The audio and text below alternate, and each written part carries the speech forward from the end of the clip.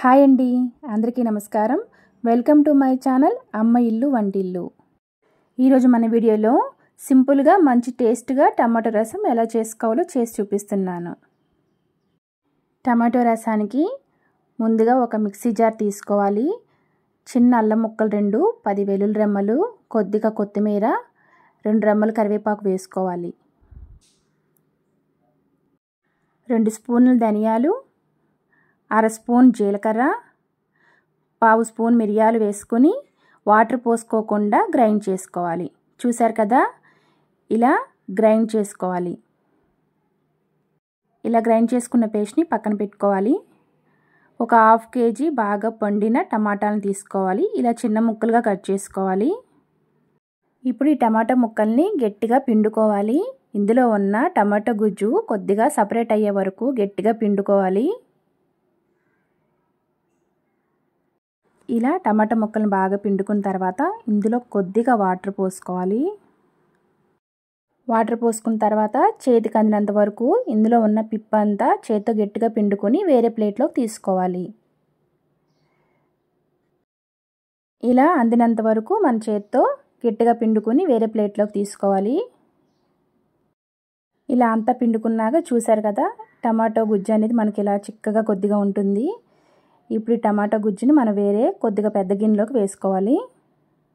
వేసుకున్న తర్వాత ఒక 1/2 లీటర్ వరకు వాటర్ పోసుకోవాలి. నానబెట్టుకున్న చింతపండు నుండి తీసిన చింతపండు రసాన్ని 4 స్పూన్ల దాకా వేసుకోవాలి. టేస్ట్కి సరిపడా సాల్ట్ వేసుకోవాలి. ఇక్కడ నేను 1 స్పూన్నర వరకు కల్లుప్పు వేసాను. 1/2 స్పూన్ పసుపు కూడా వేసుకోవాలి. కొద్దిగా చిన్నగా కట్ చేసుకున్న ఉల్లిపాయ ముక్కలు, సన్నగా కట్ చేసుకున్న పచ్చిమిర్చి ముక్కలు వేసుకుని స్టవ్ మీద పెట్టుకోవాలి. స్టవ్ మీద పెట్టుకున్నాక అంతా కలుపుకున్న తర్వాత మనం గ్రైండ్ చేసుకున్న పేస్ట్ని కూడా ఇందులో వేసుకోవాలి. ఈ పేస్ట్ వేసుకున్న తర్వాత అంతా ఒకసారి కలుపుకొని ఒక పొంగు వచ్చే వరకు మరిగించుకోవాలి. మీకు కొద్దిగా స్పైసీగా ఉండాలి అనుకుంటే ఒక 1/2 స్పూన్ కారం వేసుకోండి, లేదంటే కరెక్ట్గా సరిపోతుంది. ఇలా మధ్య మధ్యన కలుపుకుంటూ వీటిని కొద్దిగా మరిగించుకోవాలి. ఒక 5 నుండి 10 నిమిషాల వరకు.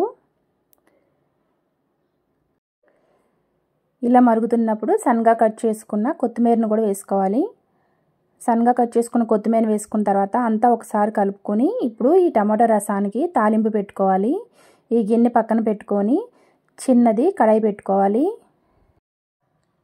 ఈ కడాయిలో 4 స్పూన్ల దాకా ఆయిల్ వేసుకోవాలి. ఆయిల్ వేడైన తర్వాత 1/2 స్పూన్ ఆవాలు, 1/2 స్పూన్ జీలకర్ర, చిటికెడు ఇంగువ వేసుకోవాలి.